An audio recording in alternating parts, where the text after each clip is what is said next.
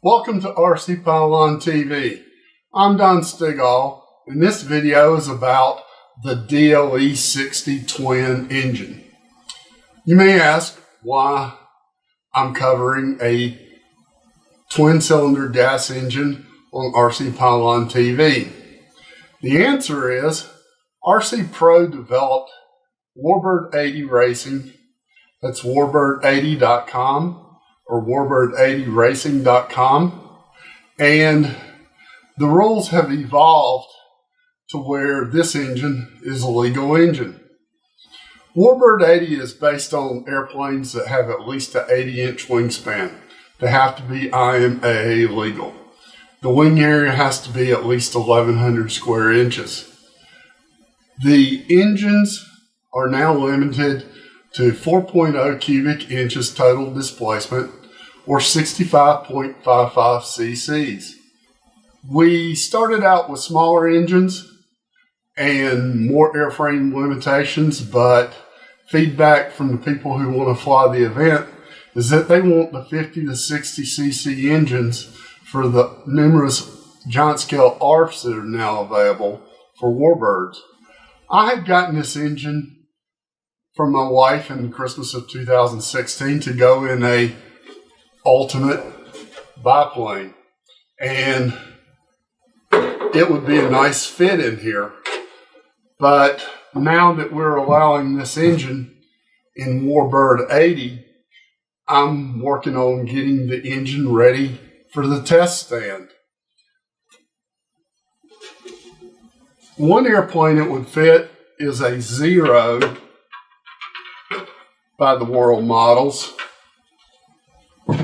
and that may be the kind of engine I use on that airplane.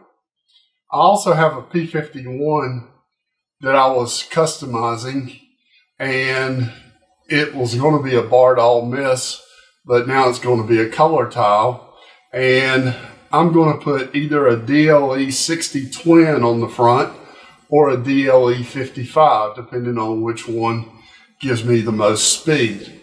I'll have full telemetry on that airplane, including airspeed and ground speed and in-air RPM. I've been using a test stand that has two servos, one for choke and one for throttle, and I've been breaking in a DLE 35 RA rear exhaust engine. That engine's close to being broken in. I may wind up putting it on a P-51 Mustang GS double treble that I was going to put a 4-stroke engine in because I like the 35 RA. So far, I've run the DLE 30 and the DLE 35, but I haven't run anything bigger than that. So this will be the biggest engine I've run in the DLE line. It's a very nice looking engine. I have it mounted on a PSP test stand, and this is the DLE back plate. I had to drill one additional hole to fit it. It uses 4 5mm screws to hold the prop on, and when you're drilling your prop for this engine, these drill jigs are very convenient for making sure you get the job done properly. This engine has two twin mufflers, obviously, and they're at an angle. I'm not sure that I would not still have to cut openings in this cowl, but if this is a smooth running engine, and I've seen a video of one in a Pitts S12, I believe, and it sounds like a very nice engine.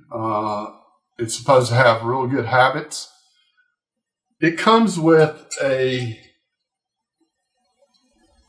powered electronic ignition, and the spark plug wires are plenty long for you to mount the ignition module wherever you need to. The lead from the timing sensor is plenty long and plugs into a lead that's about 8 inches long on the ignition. There's also a tachometer output, and there's a power. I have my telemetry set up so that I can pull the tachometer from the lead, but I won't have to do that with this ignition box. I have the engine mounted to this backplate mount using OS 1-inch standoffs. These are the 2-inch versions. I like them because they're threaded on each side. And if you need to change an engine quick, assuming you've got it tightened down to the firewall properly, you can probably just change out the engine by pulling off 4 screws, disconnecting your throttle linkage, and have at it, which in racing, getting things done in a hurry between heats can sometimes be real important. It comes with 4 1-inch standoffs, and the engine itself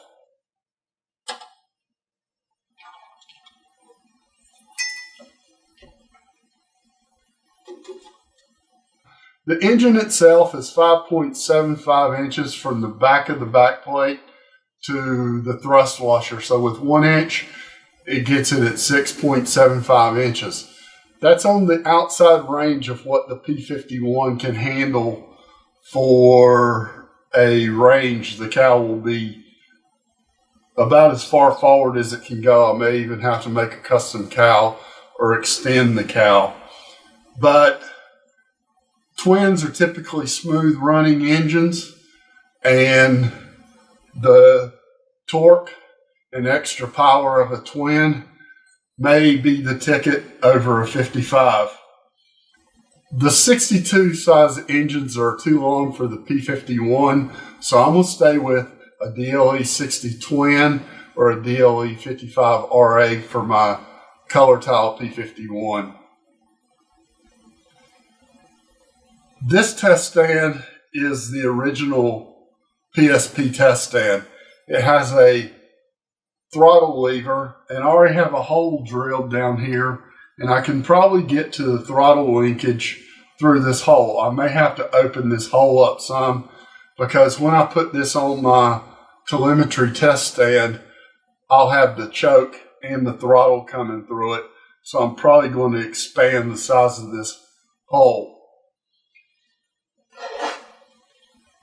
This is the vibration dampening test stand by PSP. I've run engines on it, and it's very nice for absorbing shock. I haven't decided yet if I will break this engine in on my telemetry test stand or if I'll do its initial break-in on the vibration dampening test stand. I have multiples of these tripod test stands. My dad made me quite a few of them because I sent out some to people, and I just haven't gone into production on actually making them available. But they work on engines easily up to 60 cc's, and I'm sure you can run 110s to 150. I know somebody's running 111 on one. I'm going to take the engine off the test stand and show you a few additional features about the engine.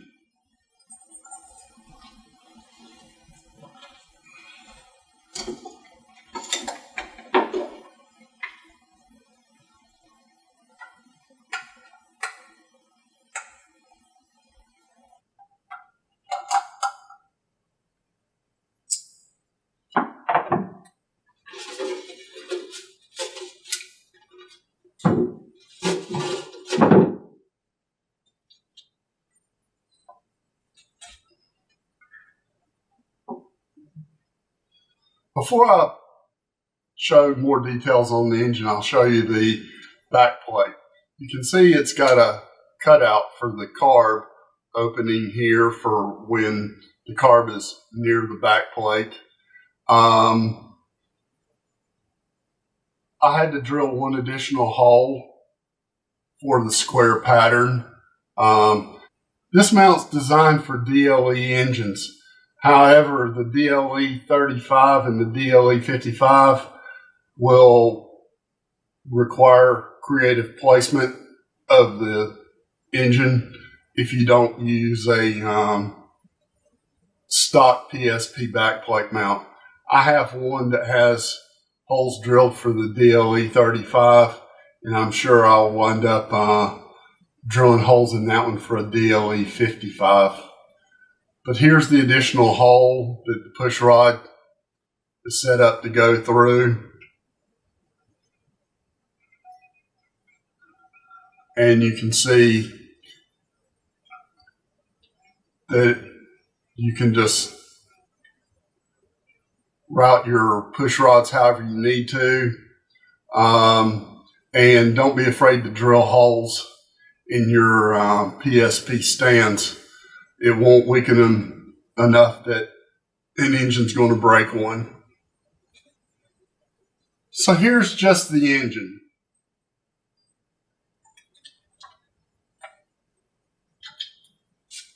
And you can see the angled mufflers, and the exhaust stacks come out pretty close to parallel. One unique thing is that one of the screws actually goes through the exhaust outlet. The Walbro carburetor has a horn on the choke, but it doesn't have a horn on the throttle. They provide two horns, and one of the things I'm going to do is take off this choke arm because I like servo controlled chokes because I don't like sticking my hand through a prop or having to walk around the prop to choke that engine. And choke from the transmitter is very convenient. So I'm going to take off the mufflers.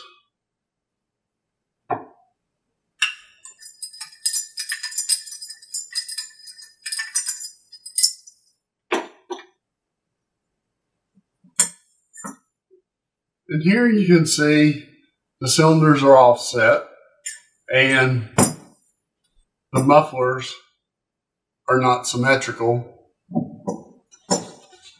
The mounting holes on the exhaust are the same dimensions as the DLE 30, and that's the same as the OS GT33 and numerous DLE 30 clones.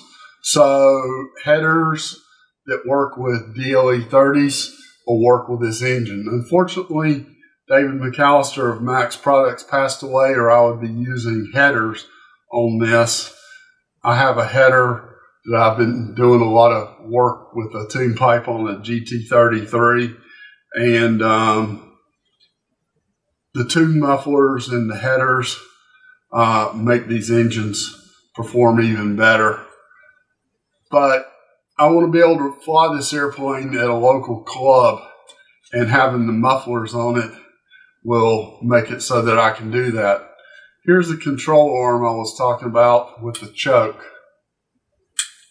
What I have found is that you can grind. You can, first of all, take the screw out that holds in the choke plate, and then you can take out the bar and you can grind the brass and easily take off the choke arm. I probably will just take the choke plate off and take the bar off. As a matter of fact, I'm curious and I have to know now if I can do that.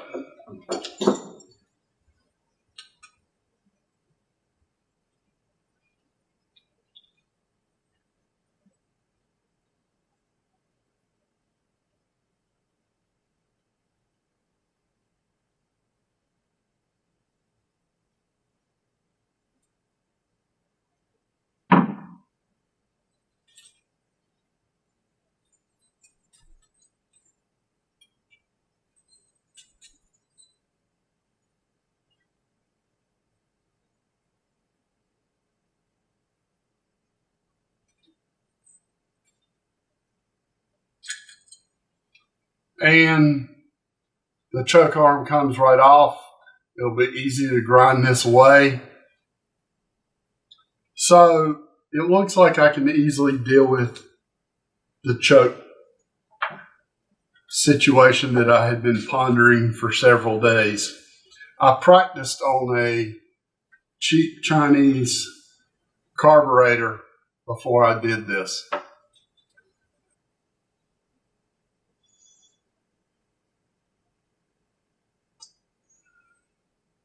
I went ahead and removed the choke arm from the choke bar.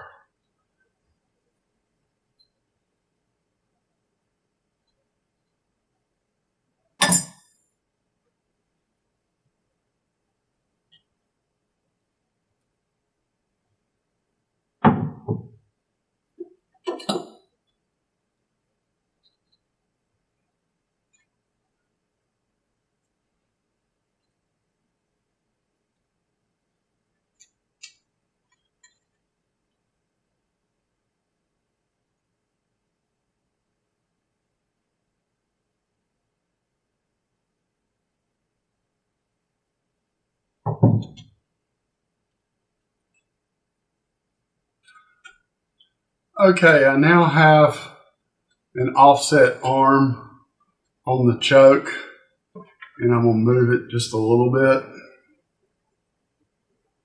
Now I'll come back and use thread locker, but I want to be able to position this while I'm setting up the throttle linkage.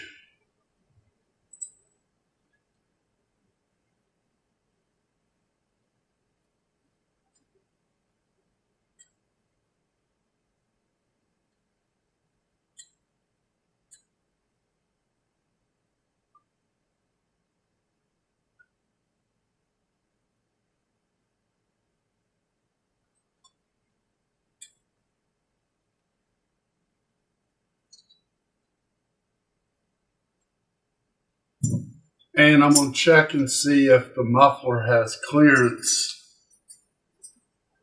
on the choke lever.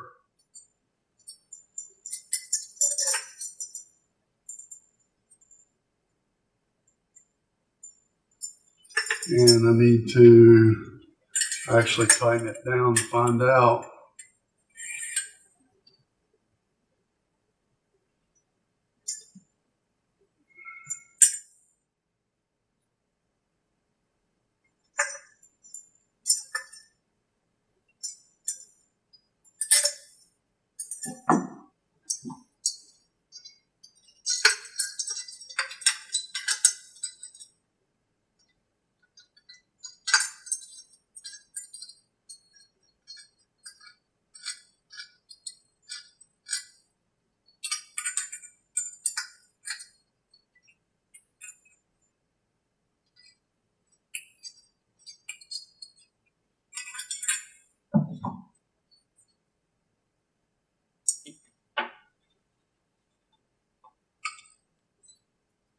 The choke lever I installed has very small amount of clearance to the muffler, so I'll have to shorten it and drill a new screw hole, but that's no big deal. I may even put a ball link on it. So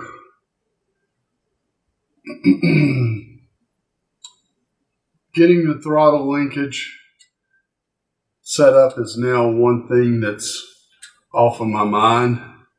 I just have to get the right combination of parts. It's a good looking engine. Can't wait to see it run. Can't wait to get it on the airplane and get it in the air.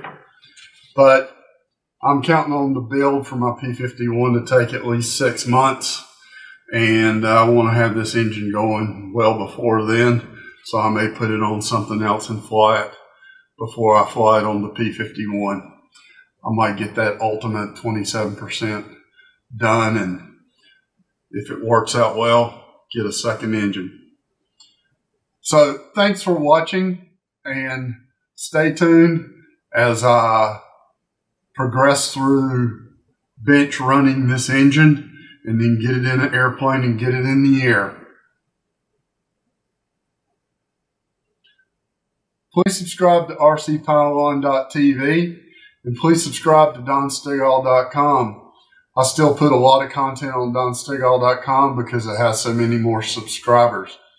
If you're interested in RC Pylon racing at all, you should subscribe to RCPylon.TV because there will be many more videos about things RC Pylon racing related.